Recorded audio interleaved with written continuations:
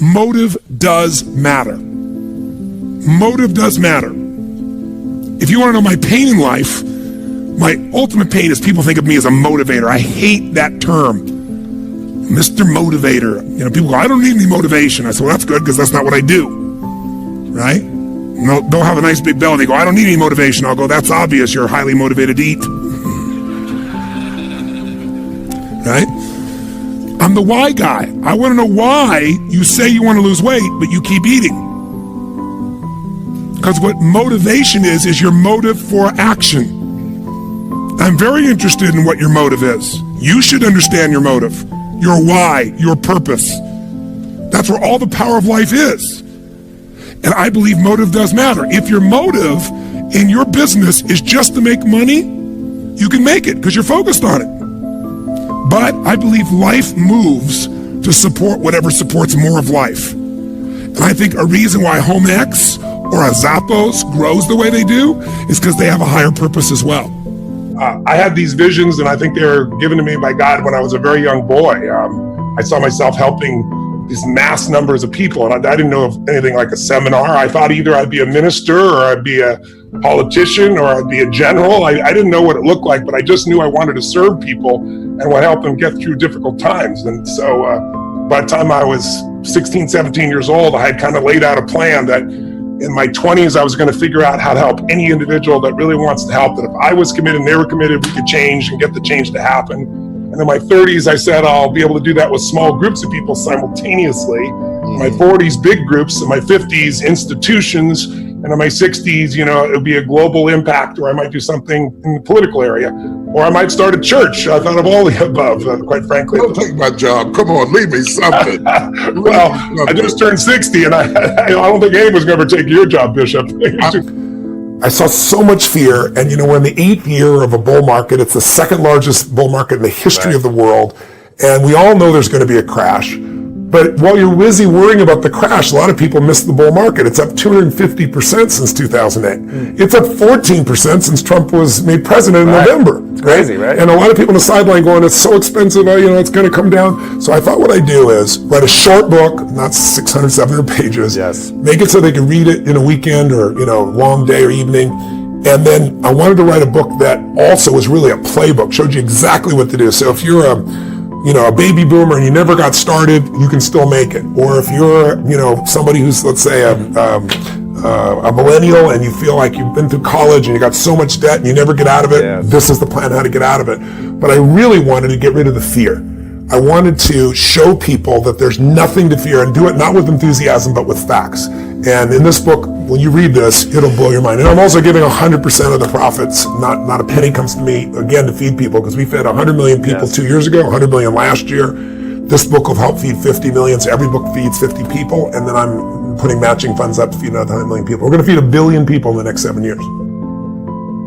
And I'm saying that if you know anybody that had some goal, some dream, something they wanted to do, and they did it, then I'm saying that you know in your heart that if someone has done it, then you can do it. It's possible.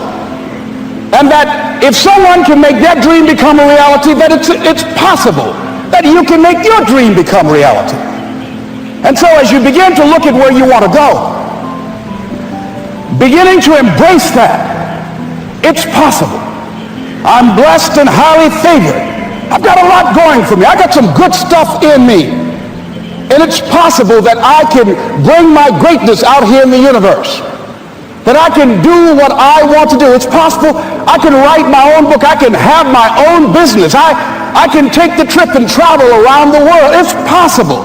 I can bounce back from adversity and reinvent my life. It's possible. Regardless of where I am, that things can get better for me. It's possible.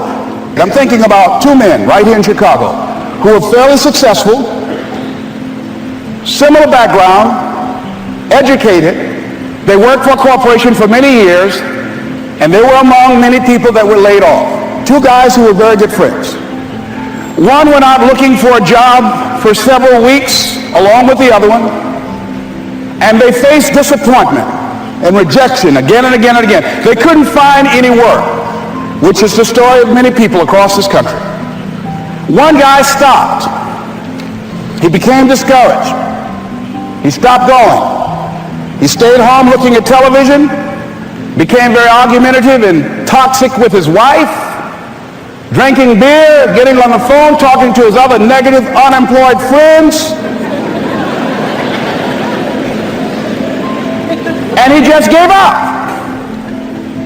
The other guy kept looking for a job everywhere he could go. Every time he could get an opportunity, kept asking people, networking, checking the newspapers every day. Kept going everywhere he could, trying to find a job. You have too much education. You're overqualified. You won't be here long enough. He kept going. He kept going. He went to a place and said, look here, I tell you what, if you can't hire me, and I know you can use my talents, abilities, and skills, I don't want to sit home and do nothing. Just let me do some volunteer work. You don't have to give me anything, all right? I just want to work. I want to be busy. Guy said, okay, it's on you now, but don't expect me to give you anything. It's okay. This guy came in and worked. He was the first one there. The last one to leave was the best employee there. About 4 weeks later, one of the top managers quit. They were looking for a replacement. Guess who they selected? This other guy. This guy who was volunteering his time. He got the job. What was the difference between the two men? Eyesight and mindsight. Eyesight is judging on what you see. Judging according to appearances. But mindsight is how you interpret what you see. One guy said, it's not possible, it's over, I'm finished. I can't do it. I can't make it. He surrendered. I've faced rejection again and again. I'm not going anymore. There are no jobs out there.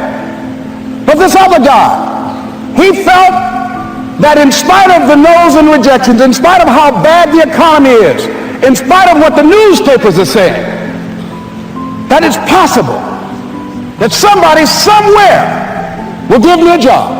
He just kept going, thinking it was possible. And guess what, ladies and gentlemen? That's what we have to do with our dreams. Because things happen to you in life that you can never, ever anticipate. And many times when those things happen, you want to give up. Motivation's garbage. You only feel motivated to do the things that are easy, right? Why do you think that is? Oh, I know exactly why that is. Because I've studied this so much, because for me, one of the hardest things to figure out was, why is it so hard to do the little things that would improve my life? And what I've come to realize, and what we'll talk a lot about today, is that the way that our minds are designed is our minds are designed to stop you at all costs from doing anything that might hurt you. And the way that this all happens is it all starts with something super subtle that none of us ever catch. And that is with this habit that all of us have that nobody's talking about. We all have a habit of hesitating. We have an idea. You're sitting in a meeting. You have this incredible idea. And instead of just, saying it, you stop and you hesitate. Now, what none of us realize is that when you hesitate, just that moment, that micro moment, that small hesitation, it sends a stress signal to your brain.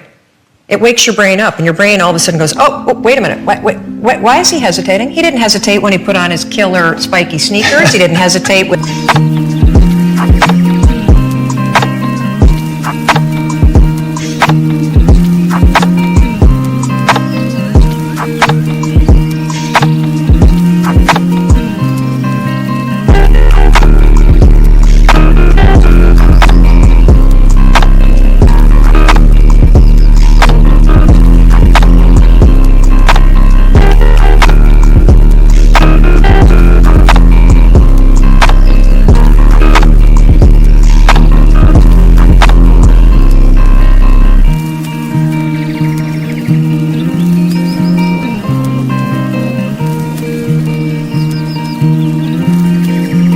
the really cool track pants. He didn't hesitate with the NASA t-shirt. Now he's hesitating to talk. Something must be up.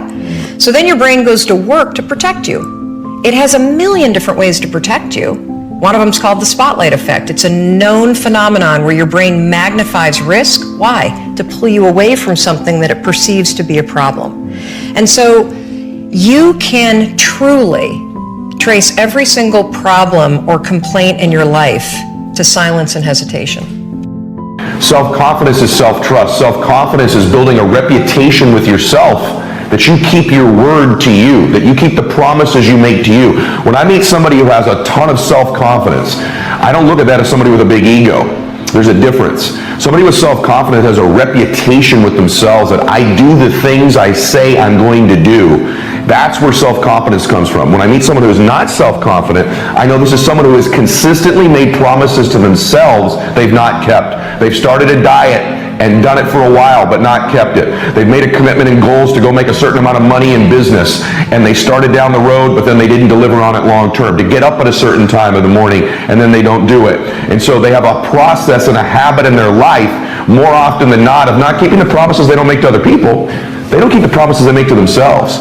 And so the cool thing is, self-confidence is an internal game. You do not need external accolades, external admiration. I'll tell you one thing that most millionaires master is reading people. Reading people. And I'll tell you what I mean by reading people, okay? The reason why reading people, millionaires end up generally becoming good at reading people is because they've been ripped off, backstabbed, lied to, cheated so many times that there are a lot of signals that they see a trend and saying, this person's like that, reminds me of this person. You got to learn how to read people. You got to learn how to read a customer. You got to learn how to read an employee.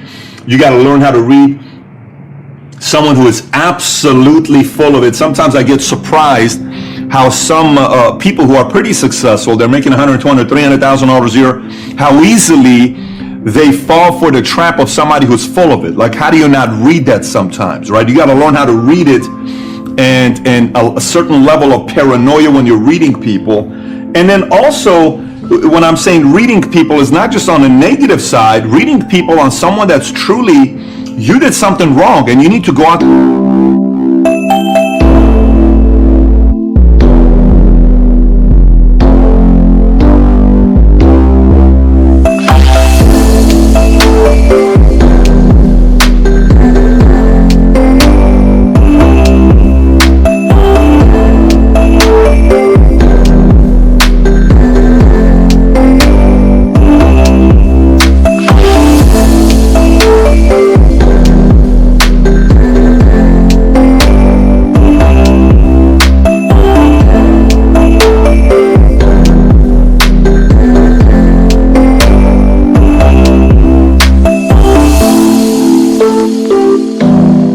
Do something about it. You need to read people that need you to make a right effort to take care of them. You to make the right effort to, treat them in a way that they need to be treated. That's also reading people. Another one is, when I say reading people, is being able to think what a customer is going to need now, what a customer is going to need a year from now, 3 years from now, 5 years from now, and reading them. Being able to read a person that starts with your company at an early stage, and what were they thinking about when they were at your level, at a new level. You're not speaking to them from your level. Millionaires, they got to learn how to read somebody at that level and give them the belief that they need at that level, versus somebody that's been around a little longer that needs to kind of man up or woman up or mature as an entrepreneur, and they're not. They're just treating this as a lollygagging with the industry, and that's a complete different conversation with that person. Say, grow up already. You've been in this thing for 5, 10, 15 years. What's next? You're going to be like this your entire life. So reading to know when, where, who, what, when, they eventually become very good at reading people.